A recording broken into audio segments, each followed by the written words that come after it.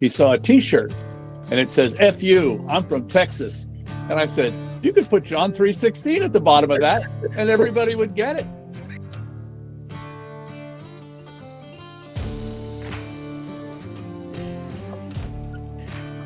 Carpe diem. It's bald head Noggins. No, bald. Darn it. Bald Noggins. Now I gotta edit it out. Just leave it. Who cares? All right. Carpe Noggins. Carpe Noggins. Yeah. Seize. Yeah. Seize the day. Carpe diem. Very That's right. famous, popular term. Well, I want to welcome both of you back and anybody who's watching. Last week we were discussing with Tim the exotic path that he is going, that he's on, which everybody kind of, I believe, finds it interesting and kind of scary, creepy. Tim is surviving cancer, and he's not a young chicken, so it's that probably creates a little bit more of a challenge. He's a man of international mystery, been around the world, done all kinds of work here and there, business analyst, researcher, politician, union strike organizer. I don't know if you've gotten that far, but anyways, just to give a little background on what Tim, now he's been diagnosed. We're on day 55. And we're last week when we left off, we were staring at the snake. And Tim will probably go into a little bit more detail on that. And before we launch off, Mike, my brother Mike, what do you got? Well, I was going to say, kind of spinning off the whole snake thing. Explain one thing I didn't quite connect last time we talked about this, or last time you addressed this. I was thinking, now explain what the snake represents. You're saying, so Moses holds up the snake, and everybody's supposed to look at the snake. And what was this? What was the whole point of that? I mean, the sense of this is one of those children of Israel coming out of Egypt moments, and because they had went sideways, there was a bunch of snakes that were bothering the people of Israel. Mm-hmm. And Moses says, "What do I do about this?" And God said, make an image of a snake, and the people looked at the snake, and he says, if they look upon the snake itself, they won't die from the bites. The snakes won't be able to bother them anymore. But it's the idea of looking at, and this is, some Jordan Peterson and some facing other guys. Your fears or something like that. Facing your fears. What are you afraid of the most? I mean, like in any kind of psychological adventure, it's like, what's your greatest fear? What are you afraid of the most? I mean, that's always at the bottom of any sort of meaningful discussion, because other than that, we're just involved in protecting ourselves and promoting ourselves, you know what I mean, and creating this barrier around ourselves. When we reveal our fears, that wall of protection goes down. So what we're discussing is the world of what is essentially a not safe place, because there's so many things. I've been looking at this stuff for a long time, even back to some of the things you mentioned. I've done this, I've done that. Some of the bigger things is like political things, is like building consensus, with people. And when you build consensus with people, it's always about the lowest common denominator. And understanding that every single person you talk to, in order to survive, they exist with opposing ideas in their head. Mm-hmm. You know what I mean? They call that cognitive dissonance. They have this one idea that says,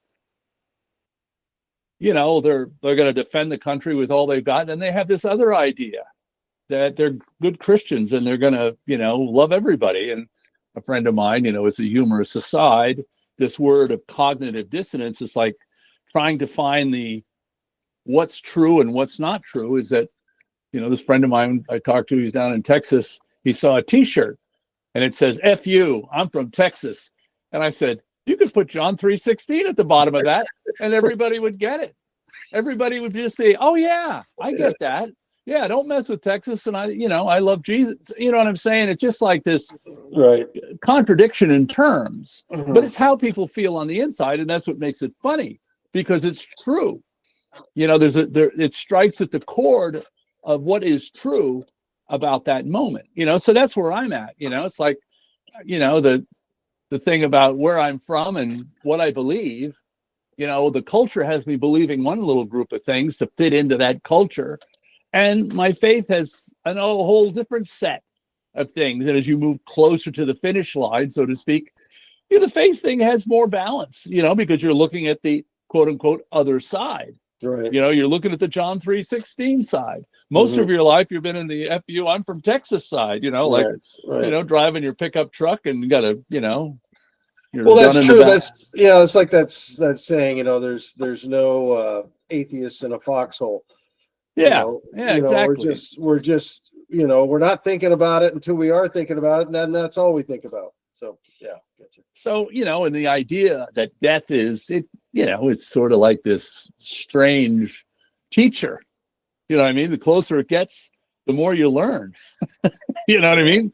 You're starting to learn things and accept things, and not just accept them, but at least put them on the table and stare at them. It's like the staring at the snake. You're looking at two very distinct paths. You're confronting your mortality, and you're wondering, well, what am I going to do now? Because I've been saying this stuff forever. Do I really believe it? Mm-hmm. You know what I mean? And suddenly, one group is offering me a path, and another group is offering me, no group on myself, my own intuition saying, I think there's something more down this other path. Mm-hmm. I think that there's more. I'm looking for life now. And I could say, well, Tim, how's your treatment going? What these things I do make me feel really good every day that I'm alive. It optimizes, it gets my energy up. It makes me think. It makes me aware. It brings all the things I need for real mindfulness in the moment that I'm in. You know what I'm saying? Like, it's not, I don't get to, tiptoe through the tulips and wander off and, go here and there. So it keeps me pretty focused. And in that focus, you actually be able to confront things and deal with the idea of the fear of death. You know what I mean? Like, what is it? What is this fear that, we confront all the time? I mean, we don't want to think about it, and by the grace of God, whatever, it's just like you get this quote unquote luxury to ponder it. You get this luxury. Let me ask you a question. Sure. Sorry for cutting you off. Cut me off. Do you feel like, I mean, because obviously we're all getting older, so you just tend to think about it anyway. But I mean, obviously, when someone says to you, "Hey, on the outside, good side, you have 5, but probably more like 2 to 5 years left to live," I mean, that puts a whole new, obviously, focus on life and the lack of life. I mean, so in your reading, is there anything that you felt like, wow, this is kind of the essence of what I believe? I mean, have you read into anything where you heard or read into someone else's experience and maybe something they said just reached out or spoke to you or stood out to you? I mean, has there been anything like that? Yes and no. In terms of, you're always looking for individuals that say, I beat cancer by doing this. You know what I mean? I beat cancer by doing that. The thing I find is that the human body is so, in one sense, it functions the same with everybody, but everybody's different. Everybody's eating different food, had different lives. Sure. There's just so many variables. So really where I've come to is I've had to come to a place of a better sense of intuition of the fear of death. And, and I've been, this gets into the weeds of language where I want to make sure I'm, clear, because a lot of people I think in terms of what constitutes belief, what constitutes faith, all that stuff really gets to be consolidated and compressed into some moments. And I've been, kind of listening to a particular venue in terms of how faith works. I have a hat here. I want to show you something. Is it a Texas hat? Oh, No, but it's close. This is a hat. I don't know if you can see the cover. It's the Bonneville Lock and Dam. Oh, yeah. With a fish on it. Okay. Yeah. Now, having spent a lot of time at the Bonneville Dam, not very many fish get up. That fish is almost like a symbol of something. Okay. We're all about making power. Inaccessible. We believe in the salmon. You know what I mean? And having been in it and around it and messed with them and studied it, that's how I feel like the confrontation is. It's like I live in this empire-like system that is all about making power. Okay. Mm-hmm. And here I am trying to really isolate the essence of living and life in both a physical here and now context and in an eternal context. Well, just explain it to me, because are you saying you feel like the fish that's got to get through the maze, or do you feel like you're part of the system? Well, I think I very simply, I believe in Jesus, and the cross, and I believe in that, in the essence of all that, and those beneficial dynamics that go and associate with that, the triune God and everything like that. What I've understood, though, in my thinking is, like back to that lock and dam, is that most of Christendom is institutionalized, married to the empire, in a sense, to make stuff work, make the gears turn, just like Grandpa going off to war. You got the Bishop of, New York, or the Cardinal of New York blessing the fighting 69th as they get on their ship, and wishing them victory over the other Catholics on the other side of the ocean. And you got the Bishop of Berlin doing the same thing with those guys, and the Lutheran whoever's they are. You know what I'm saying? Like all these Christian people just going out to slaughter each other. It's insanity. And so I've come to a place where I'm Irish Catholic. I mean, all the stuff I've been through, I think have just been, chaotic and interesting explorations, but they never really stuck with me. And the only thing that's really stuck with me is, in terms of who made me, what I am, is the Irish Catholic moment. Okay. Now, in that Irish Catholic moment, I don't go to mass, but it shaped my behaviors. Okay. It shaped my perspective on life. Now, I see Jesus as somebody you can say, hey, what do you think about this, Jesus? I mean, it's like Tim Honan, the Irish Catholic, he follows Jesus. Does he go to church? No.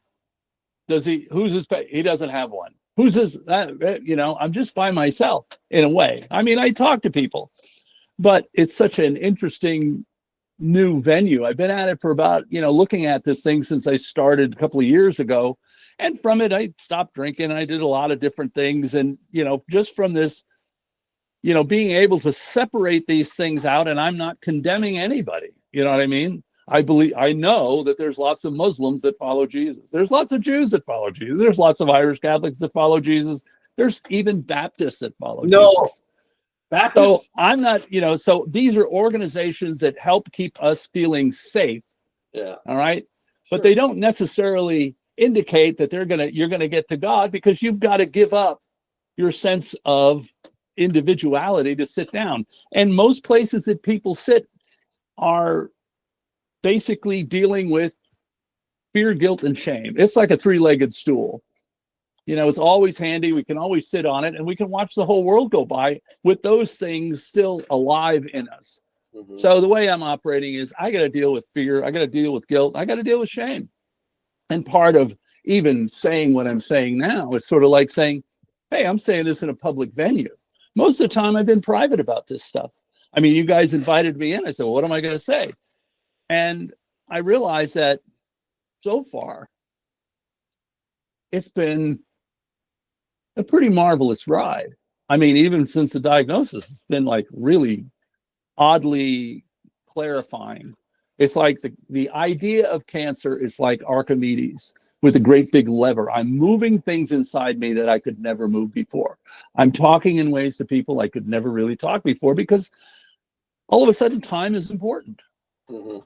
You I'm know? gonna interject or ask Sure. a question that it's kind of like you know, we've been pretty close over the past 6 years, a lot of phone calls, and you were on not, you know, you were on a kind of like a psychological journey a couple of years ago. You mentioned it in your a couple of shows ago about getting the injection in the neck to get you into Uh-huh. a place of less anxiety, things like that. So it sounds like, in a way, that part of the journey almost prepared you for this part, the past 2 months of, you know, do you feel that way? It's like almost like preparatory, and now you've got this diagnosis and you're dealing, but you're in a better place because of the previous 2 years. You know what I'm saying? Oh, absolutely. I mean, you know, and you know, good reminder. I mean, it is a absolute foundational point of view. It's like when Jesus went out and healed the men that were demon possessed on the mountainside, you know, and the demons were cast into a herd of pigs and went over the cliff. It's like this idea of and this gets into the realms of what I call the empire thinking, meaning that the empire is all about, you know, a scarcity. There's a shortage of resources. There's not enough money. We got to take the land. You know, these guys are bothering us. They might steal our stuff. So it's a very separation kind of mentality. That's the essence of empire. And I'm echoing some other people's language, but I've been thinking about that like that for about 20 or 25 years. And I realize that you've got to, you know, the empire accommodates post-traumatic stress disorder in all sorts of situations, because what you have are incredibly anxious people that are always on the move. They're full of fear. You're chasing them around, you know what I mean? They're more easily manipulated. When you find yourself and you deal with these things, you find your mind, you know, settle down, and you begin, like I said in the first one, you begin to look at all these disparate puzzle pieces that have never been able to be connected to each other. You can begin to connect them. Okay, just like you guys, connecting to you guys, connecting to these people, connecting better with, you connect better with the world because you can see it for what it is. And because you're not freighting every moment with a lot of anxiety, you know, and even though you don't know you're doing it. So, you know, I've been saying, hey, I've been, you know, guilty for most of my life for hypervigilant thinking. I'm a smart guy, but man, you turn that dial up to 10 being smart, you can overwhelm things very quickly. And so to slow down, to think, to ponder, to contemplate, these kinds of things were pretty alien to me most of my life. I could see them as words and things I'd like to do, but to actually bring myself into a physiological state to do them, I couldn't do it. And I was around a lot of spiritual stuff for a long time in that state. And so I think that the idea of the divine, in a sense, is about peace. And I was never at peace. That's the other thing about getting the shot. It bring me down to a level of physical peace. Never mind, you know, psychological or spiritual peace. I mean, once I had physical peace, I said, wow, the idea of apprehending peace in different dimensions suddenly became, wow, that's a real possibility. So even confronting, like I do, I'm in, just be real square. When I'm in the morning and the sun is shining, I take my stuff and I'm doing this and I'm having my coffee and I'm right back. I feel continuity of life. I feel like it's going to go on forever. Okay. And the threat of death is far away. By the time it hits around 5:30, 6 o'clock and I'm tired, suddenly the clouds, you know, come in and you become like last night. I had to deal with fear in a very spiritual context and really just by the numbers. Okay, here we are. What do you think? What do you think? And within a matter of a small amount of time, 20 minutes or so, I was fine and I slept great. You know what I mean? But it's a real mental battle because like back this thing of cognitive dissonance, for Christians who, I've been a Christian my whole life. I mean, I was Catholic growing up, and the Catholic Church and told me certain things and, there is a heaven, of course, for this waylay of purgatory. Which is a real possibility. Which, I'm kind of wrestling with. Hey, I told you I went to Catholic Church the other day. I know, that's why I brought it up. I'm back in. I mean, hey, I'm back. So purgatory is going to be a stop for you. Probably. I mean, we got him. Purgatory. I have to wear a P on my you're sweatshirt. A Catholic? You go this purgatory. Well, I'm just saying that there's, and I think by degrees, back to my thing is that, what do I need to know about this? And talking to God directly about it, I find that I get answers. They show up, things happen. I mean, and things unfold. I mean, even this little conversation we're having, I mean, it's all part of, well, what do I do with all this stuff I've got? I got piles of notes and been writing and scribbling forever. And what do you think? I was like, hey, Tim, you want to come on? Sure, okay. And back to my original, I haven't even been on Facebook in 25 years. What? Yeah, I just didn't do it. I mean,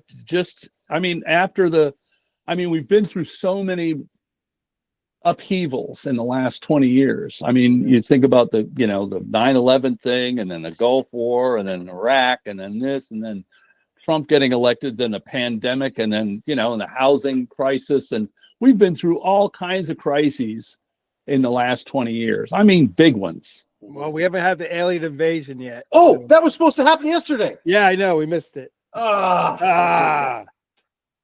What were they going to do? Were they looking for wisdom? Well, you know what? Here's the thing. Yeah. Keep your doors closed, boys. There's nothing to see here. What happened was this guy created this. From what I understand, this guy created.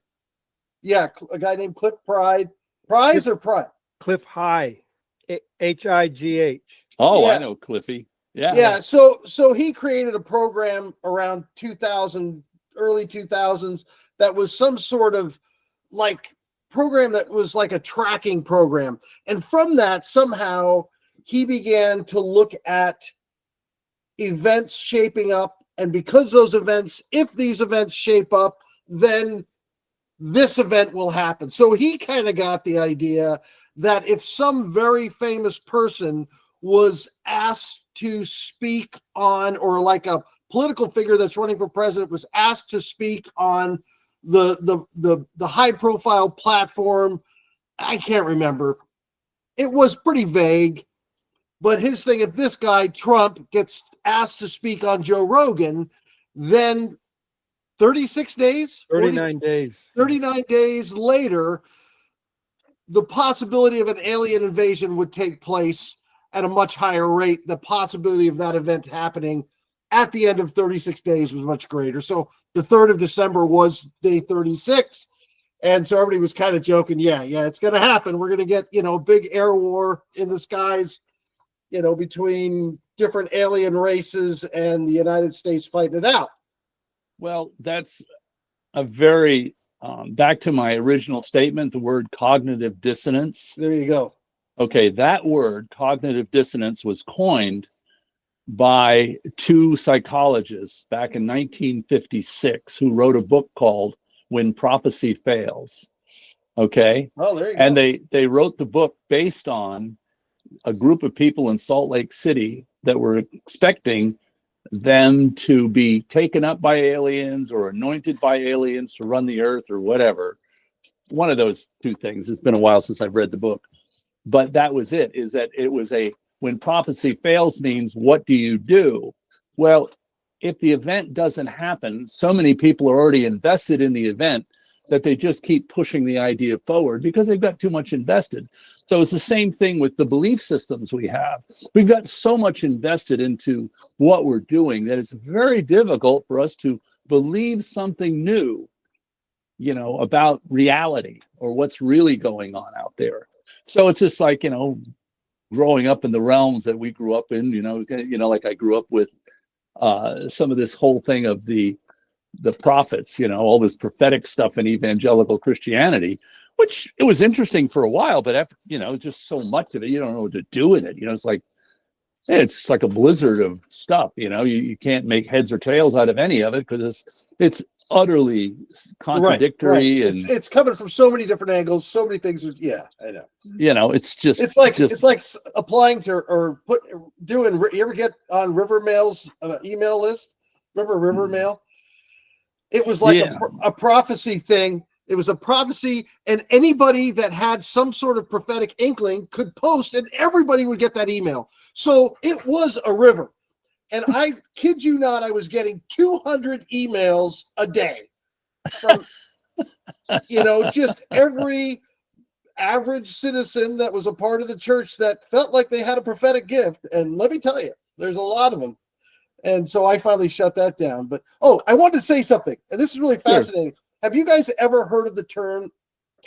It's a gaming term called NPC. Yes. Okay. I love this because I've been thinking about it. At first, I thought NPC, non-player character. So it denotes in a game, there's always like some guy, or this can happen, some guy you have to go talk to and they give you a quest. And this is kind of like, but there's people begin referring to people in our world as NPCs. And I was thinking about it and I thought, I think for a good portion of my life, I have been an NPC because when I look at like our upbringing, you know, the first 10 years of my life, total chaos, insanity, literally, you know, my older brothers raised me not very well, but. Oh yeah. Blame them. Yeah. Well, I'm not going to blame me, and you're too young to blame. It was me, really. Yeah, I know. You were calling the shots the whole time. It doesn't surprise me. But I was thinking, you know, you become an NPC because there are certain things that when you were referring to it, how you almost felt like because of the stress and the anxiety, you're not really being who you are. You're being a caricature of like these events that played out. And I was listening to this guy and he said, we don't have free will. And I thought, to some degree, there is truth to that because you're not acting out of like, you know, looking at all the things. I so much of my life, I've lived as a desperate kind of like freaked out kid that's trying to, you know, like you were saying, trying to stop disaster, people trying to stop disaster. That's what I was, you know, this young kid, you know, trying to read events around me that were way outside of my ability to, but you do, you know, trying to make your parents happy, try not to get into fights with your brother, trying to, you know, and so you end up playing out this like a pantomime. You see these weird characters, and I think to some degrees I would be like this pantomime of, you know, it's like, what the hell is that guy doing? You know, I mean, what's he doing? You know, he's over there. Everybody else is at a funeral. They're crying, and he's in the back with his brothers laughing. Like, there's no sense of continuity of emotion. You know, it's like, you know, this. Well, there's a. Okay, sorry. Yeah, no. You're hitting on some great points, Mike. I mean, it really is true, and we're always looking for moments that. You know, the right language to say what we really need to say, you know, and your non-player character is really spot on the money. There's a term, it's called soul murder. Okay. Soul murder. Soul murder is basically when you cut off pieces of yourself, of your personality, in order to fit in with the group in an aberrant kind of way, in a dark way. The group is kind of dark, or they don't know what they're doing. They're ignorant, or this, that, whatever the dynamics are.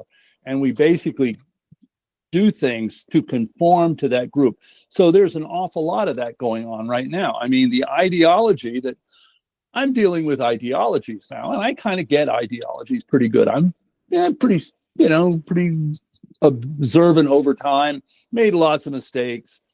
But with this in my mind, like, how does this machine work? How does this thing work?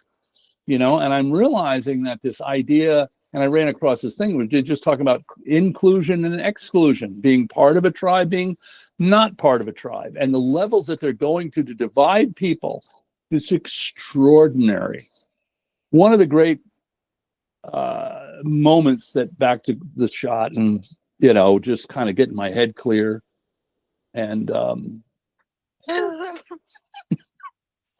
I remember of a moment in a very conservative, I had an experience with the divine and God, and a long time ago, and I was not a long time, a couple of years ago, and we were just being deluged 2 years ago, being deluged with the evil in the world. Some of us were more tuned into what was wrong with all these big secret organizations, the Freemasons and the Bilderbergs and the this and the that's and all this sort of stuff. And, it's all there. It's all true. And it's like, what is wrong? Where is the real evil in the world? That was my quest. And I did a ton of reading. I did a lot of reading. And it was exhausting. And at the end of it, it's like when God speaks to people, what's the problem with the world? Tim is the problem with the world. The man in the mirror. Because Tim is the only thing you can really fix. Yeah. And it just liberated me. I mean, it was liberating.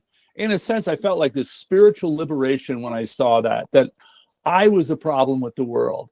It wasn't an external thing. It was an internal thing. And oh, wow. And I can begin to understand that. And I actually understood what I was doing before as an externalizing evil was, in a sense, an insane act. Because you can't kill it. You understand? What am I going to do? Go chasing down the street? Who is it? Where is it? What is it? Yeah. So basically what happened in a very, that revelation to me was sort of like being delivered from a spirit of insanity. Okay? Oh, man. You know what I'm saying? I totally get it. You know what I'm saying? So to that I haven't point, been delivered yet, but I get it. Well, the point is that, and because it happened right around the Christmas holidays, and we don't go to church much. And by the way, you see this little, I don't know if you guys can see it, this little bench back here.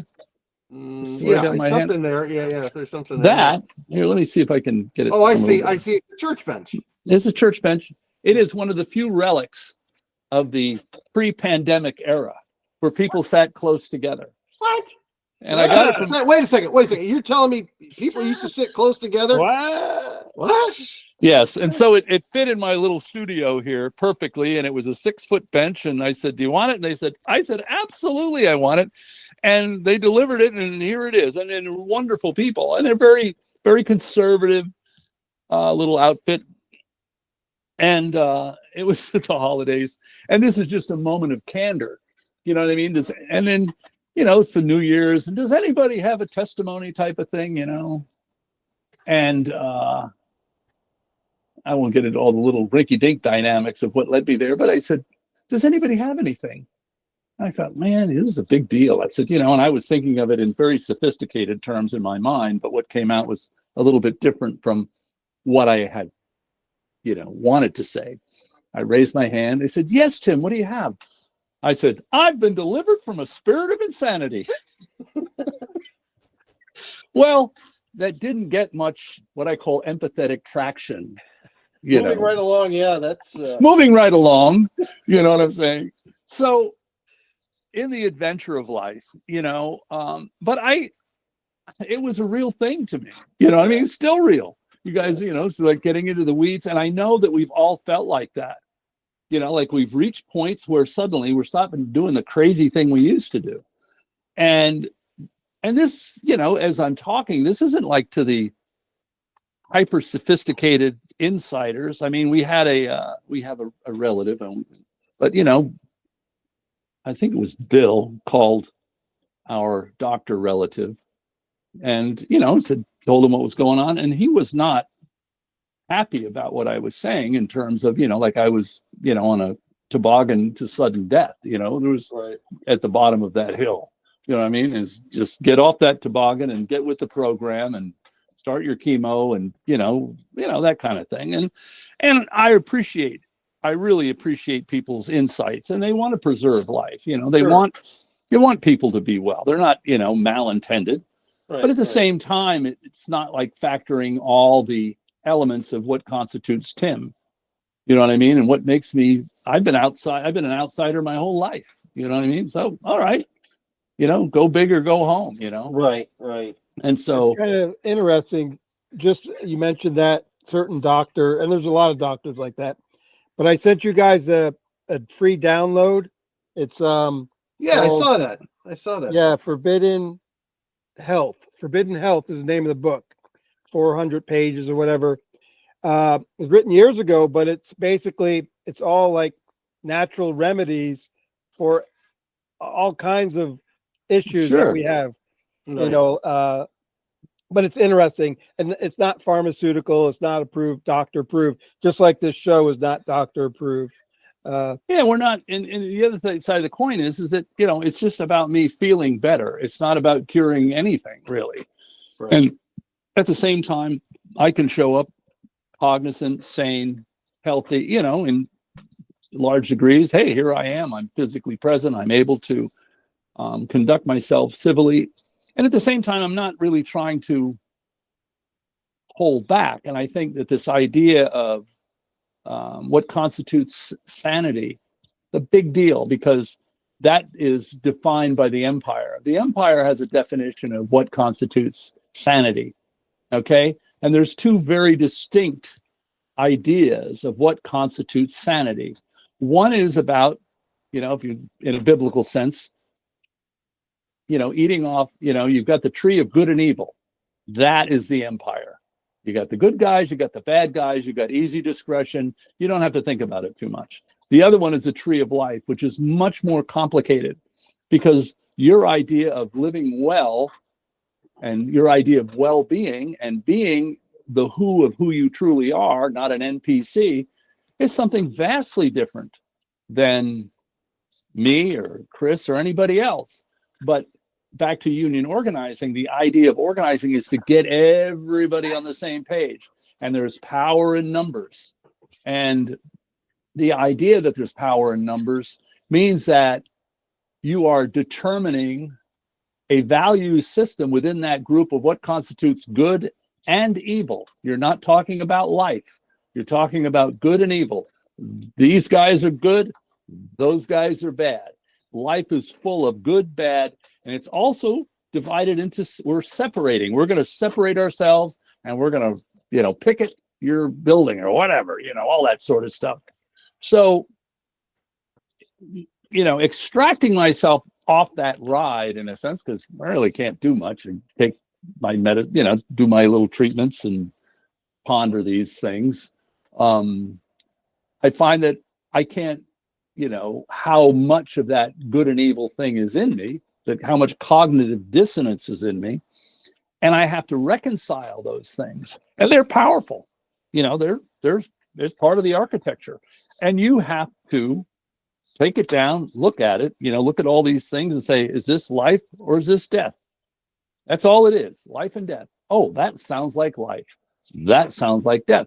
When I look at, the idea of chemo, and one thing is this AI business is fairly formidable, meaning that if you know how to use it, there's all sorts of, it's the Antichrist, it's all this stuff, at the level that I'm at, to me, it's been very helpful. Beyond that, it's been insightful in ways that have been just remarkable, because I've been able to determine in real terms, what are the effects of this particular drug? What are the effects of that particular drug? What constitutes, am I entering a place where the health system manages me because I have a chronic condition? So I am in a perpetual state of chronic medical management. All right. I don't want to be there. You know what I mean? And I've been around enough people dying that, you know, and I'm not saying that casually. I really understand things. And I'm at the stage in my life where I'm not saying I'm just, you know, I'm also, my children are listening to this, and I'm not trying to eliminate anybody's voice in terms of what I'm doing, because so far, even if I got chemo, they wouldn't do anything for 4 months. I mean, it's a long, long time before anything would really happen. Right. And I'm right. I'm keeping an eye on things. I'm not just trying to be blind, and, you know, I want to optimize everything I'm doing for being alive. You know what I mean? I'm not trying to live longer. I'm trying to live really, really well as long as I can, you know, which is kind of a different animal. Quality So, of life. yeah, it is quality of life. So, anyway, so you guys got anything else? I'm just sort of, I get a little rambly here. But... No, that's fine. I mean, it's just fascinating.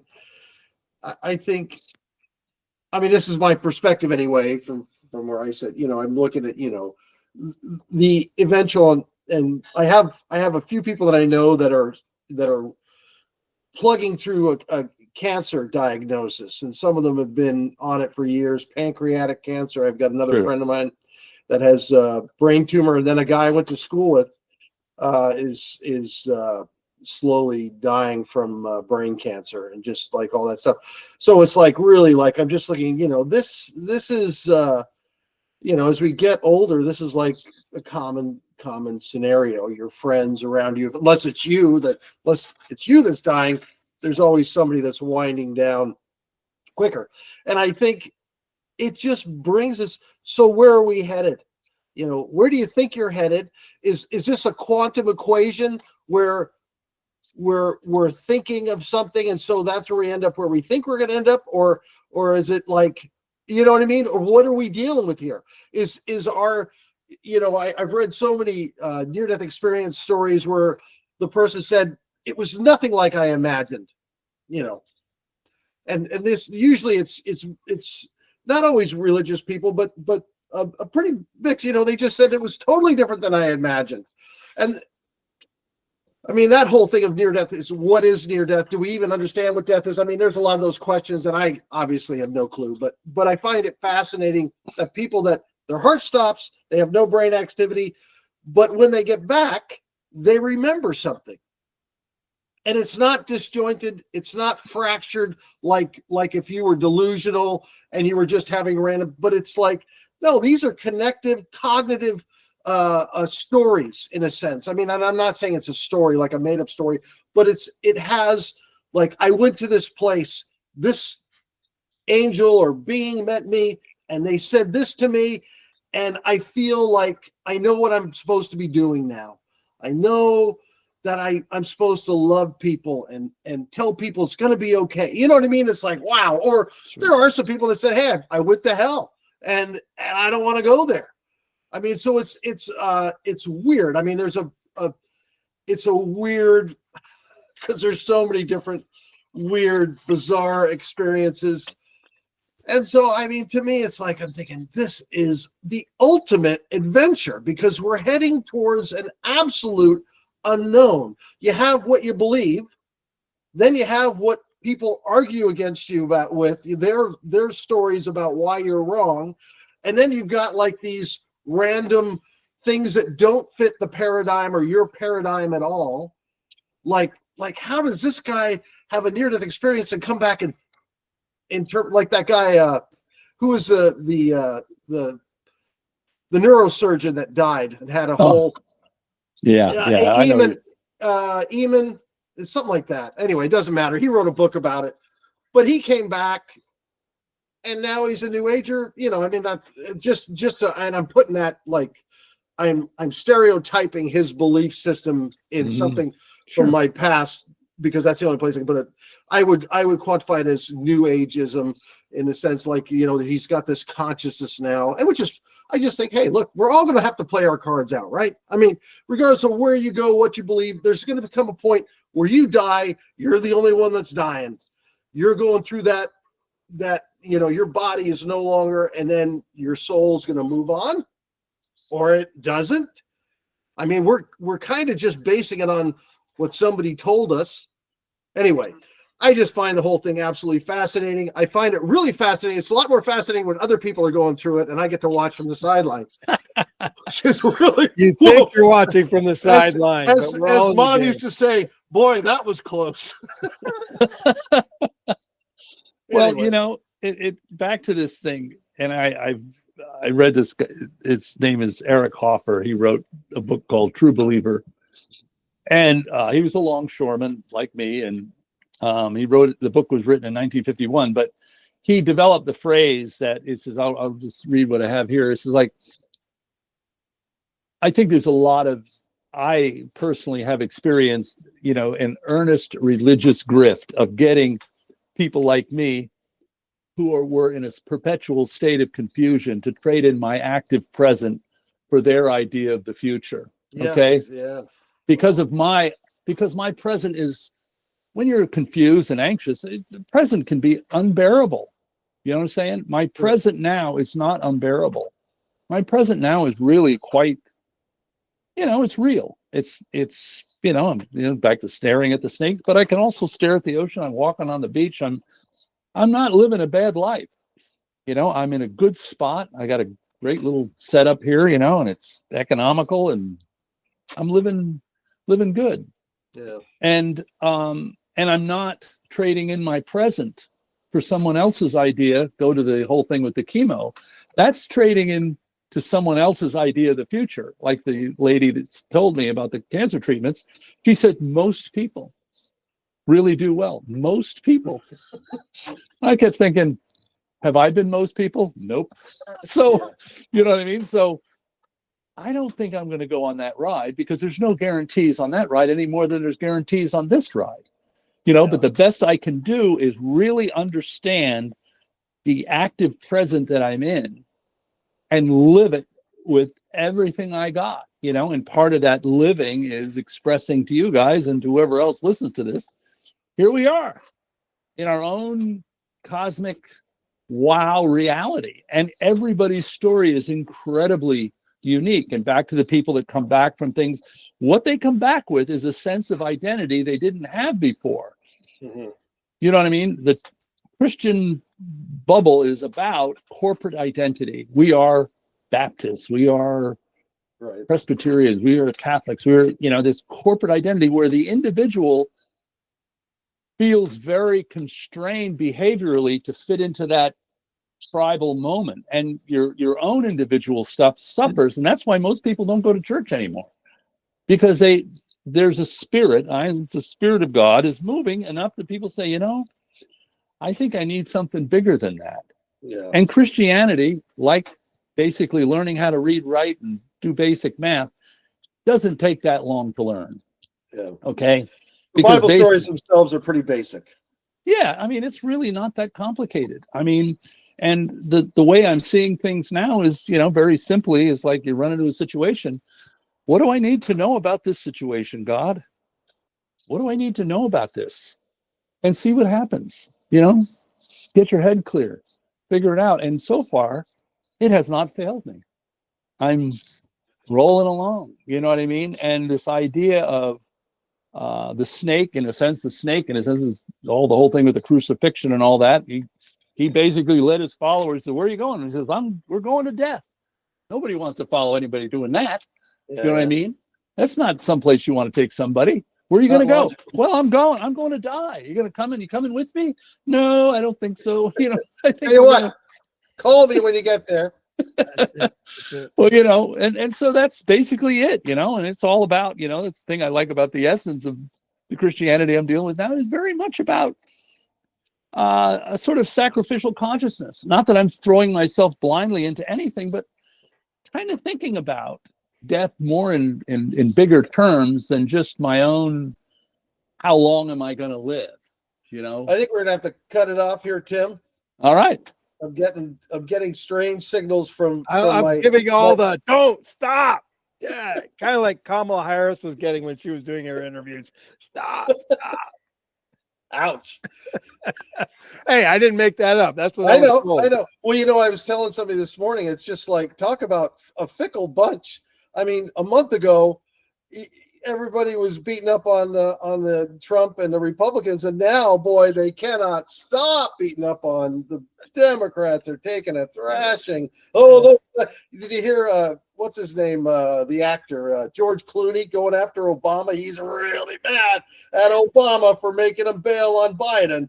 Now it's Obama's fault. I mean, everybody. It's like, oh man, poor Obama. A lot of fun. Obama never hurt anybody. Anyway, Tim. Well, I was gonna just wrap it up. Kind of very very engaging. Eloquently. Yeah. Okay. Very engaging. What Tim has been speaking of, and I think really kind of the essence of it is really what we're. Like I said before, we're not doctors. This is just personal experiences as we travel through life. But I mean, the quality of life. So everybody's kind of has to make their own decision on their quality of life. Should I get chemo? Should I not get chemo? Should I take this prescription? Should I? So I really, I think that's the essence of it. But having him able to share, willingness to share with, he's really, like he said, during the other show, he's got a expiration stamped on his forehead. And that's probably why we don't really ever know when we're going to die, is because then we live life staring at the snake, which I don't think is something that, it's kind of see the snake, look at the snake, but then you got to move on with your life and look for that quality of it. So I think that is kind of what I've gotten out of this show. And I'd like to just say one little thing about the world that I live in terms of people dying and cancer and chemo and not chemo and all this stuff, is that it's an incredibly difficult place for a lot of people. You know what I mean? And I don't mean to, shortchange anybody's dilemma or make light of it, or they should go left or right or up or down. It's powerfully individual. You know what I mean? And it's really about, when I say the individual, I mean, it is an utterly, when you go towards those sorts of things, like back to your friends with the cancers and this and that, you suddenly understand how alone you feel. Yeah. Because it's just you dying. You don't take everybody with you, thankfully. Not like our grandfather did with the people in his car. Yes. You know what I mean? So it's so individual. It's so personal. And so you can't make, what I mean? It's, I'm sensitive to it, and and my hat's off, like my hat's off, but I get it. I get the trauma that goes with it. And that's why I'm, in a sense, having a larger conversation out there with things, just telling people what I'm going through. They might see that I'm completely wrong or upside down or whatever, which is the glory of when we're having honest conversations. Free speech, shall we say. Yeah. So anyway, I appreciate your time, lads. Yeah, it's always fun. Hey, that was a joke. You ever hear the joke about the grandfather? No, I was like, my grandfather didn't do that. Oh, come on. This is a joke. So the joke is, I want to die like my grandfather did in his sleep, not like the people in the car he was driving. They were all screaming, of course, as they went off the cliff. Get it? Yeah. Whoa, that's a good one. We saved the jokes for the end of the show. Of course. It's like the whole thing. Get them really depressed, and then you throw a funny joke in there. I feel good. Start Christmas with a smile. That's right. Never knew what hit him. Anyway. Good stuff, guys. A lot of fun. Good times. All right. We'll talk to you later. Adios, amigos. Adios. Hey, did I do it with the wrong hand? That's the left hand.